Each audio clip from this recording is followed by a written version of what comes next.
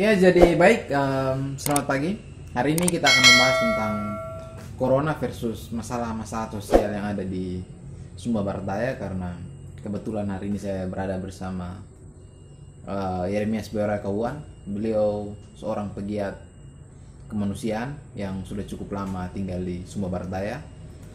Kira-kira bagaimana, apa yang menjadi krisis-krisis sosial menurut Yermi Kauan yang hari ini berada di sini.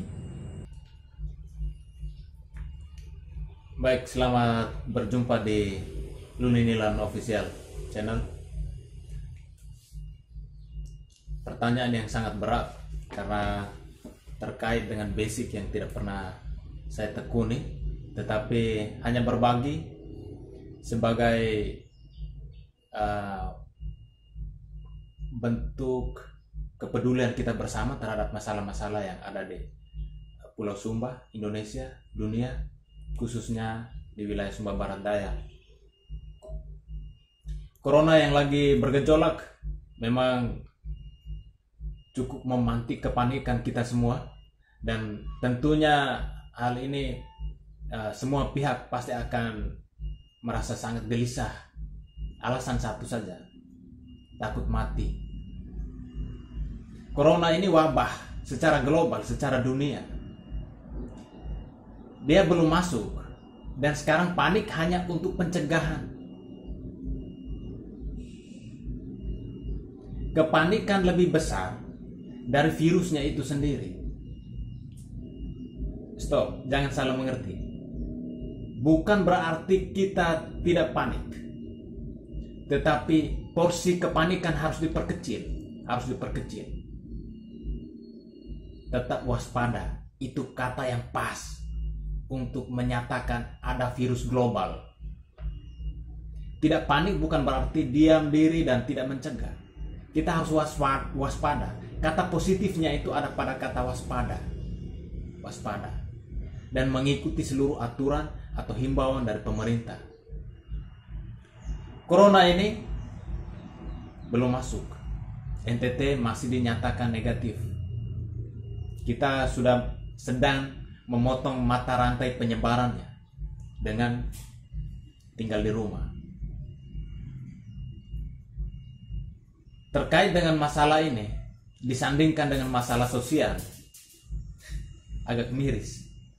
Jangan sampai masyarakat lokal mati karena kelaparan ketimbang mati karena virus corona. Masalah sosial yang ada di sini mematikan karena orang sibuk mencegah. Virusnya belum masuk, tetapi orang bisa menunggu di rumah dan sampai mati karena diperpanjang terus. Masalah sosial di Sumba Barat Daya saya pilahkan ke 3 suku besar di Sumba Barat Daya: Kodi, Wejewa, dan Loura.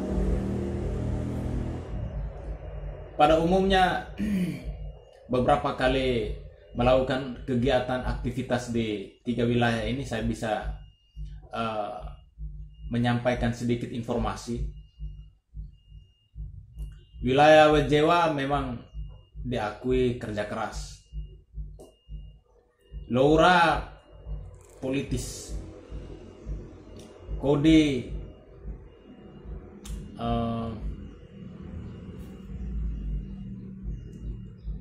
kreatif. Kerja keras, tanggung jawab, politis, intelektualitas, kreativitas. Itu ada di wilayah Sumba Barat Daya. Tetapi mirisnya bahwa akhirnya 5 hal ini terpuruk oleh masalah. Masalah apa? Perampokan dan pencurian yang belum tuntas. Sumber daya manusia yang masih rendah. Human trafficking yang masih tinggi. Perbudakan. Jangan bicara hanya di Sumba Timur. Wilayah Kodi contohnya masih banyak perbudakan. dan itu nyata secara fisikal. Yang berikutnya, masalah yang paling pokok itu ada pada tingkat ekonomi. Ketika ditanyakan dalam beberapa survei, ditanyakan penghasilan berapa, orang tidak tahu penghasilannya berapa.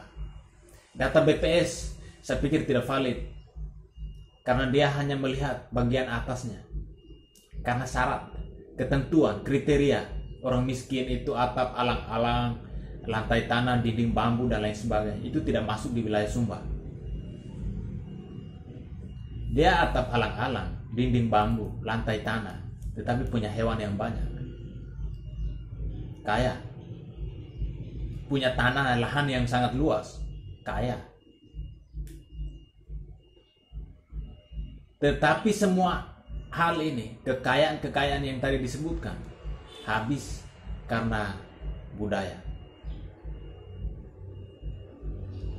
Budaya yang dulunya dijanjikan dan disiapkan, sekarang orang tidak bisa merasa bahwa ketika ada perubahan itu artinya menghilangkan budaya. Oh, sabar.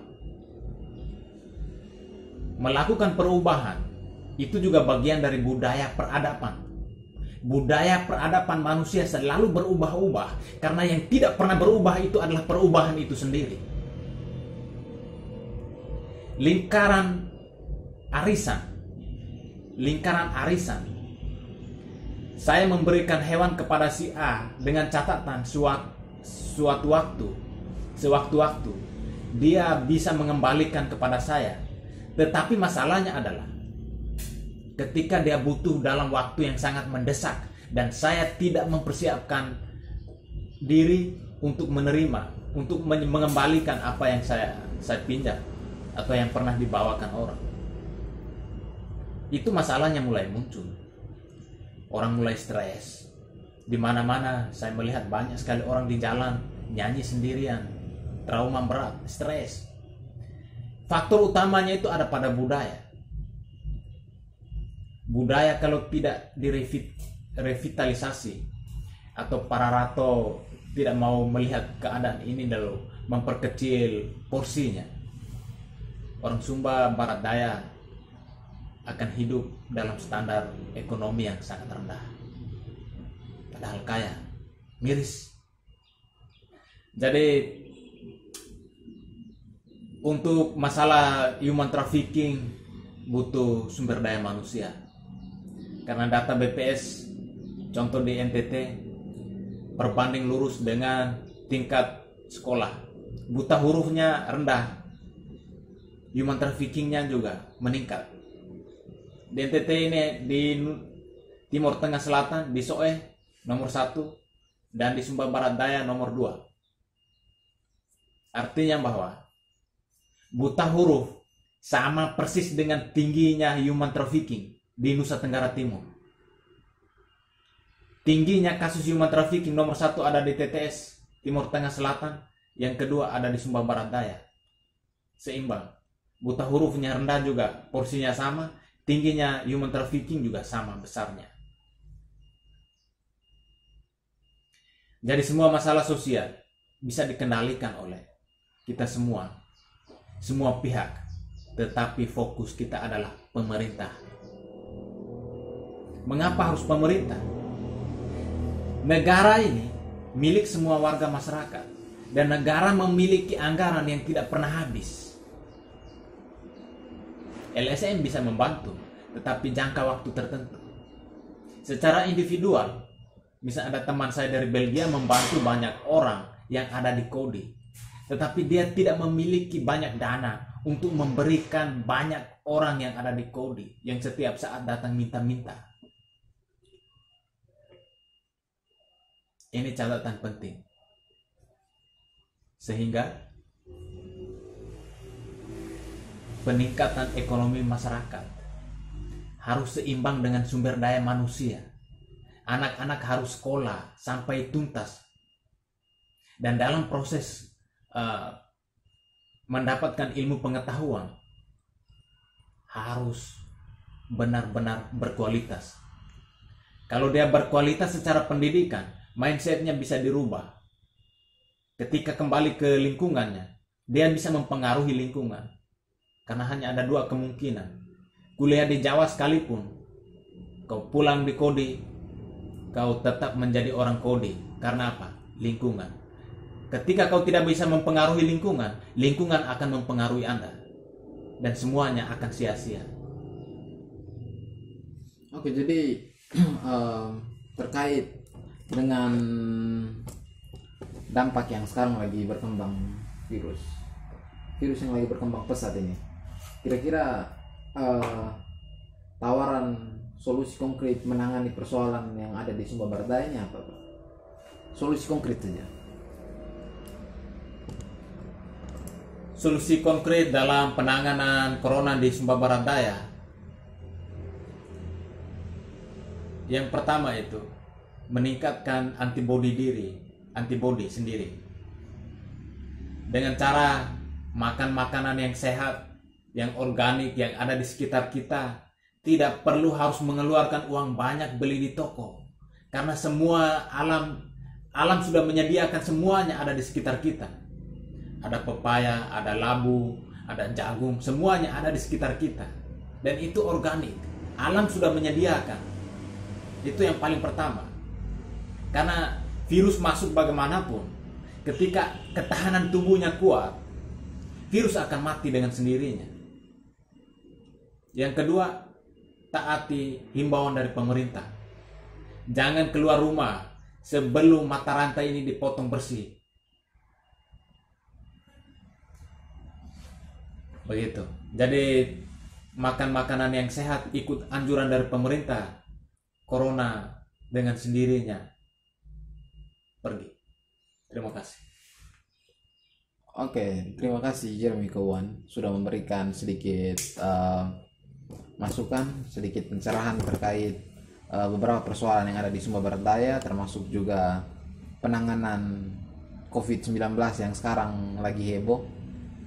Tetapi menjadi catatan penting adalah masalah sosial ini merupakan masalah yang harus kita tangani bersama, bukan hanya menjadi tanggung jawab pemerintah daerah, tetapi menjadi tanggung jawab kita bersama masalah sosial. Yang berikutnya lagi soal COVID-19 yang sekarang sedang merajalela.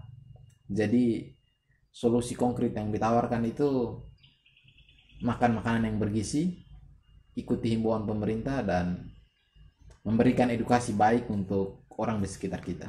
Jangan buat panik. Dan jangan terlalu dibuat panik. Slow aja, simple saja. Itu saja sekilas dari saya, Luli Milan Official. Jangan lupa like, share, subscribe video ini, dan bagikan. Oh iya, satu lagi yang paling penting, ini juga YouTuber. YouTube-nya nama apa? Kalau mau lihat dokumenter yang ada di sekitar kita, lihat di Jeremy Kawan Dokumenter. Dan kalau yang hobi puisi, silakan klik YouTube, masuk channel Bayu Raya Kawan. Anda akan disuguhkan dengan puisi-puisi ala Jeremy Bayu Raya Kawan. Terima kasih. Salam hormat dari Timur Indonesia. Ya, terima kasih. Itu adalah sekilas dari Jeremy.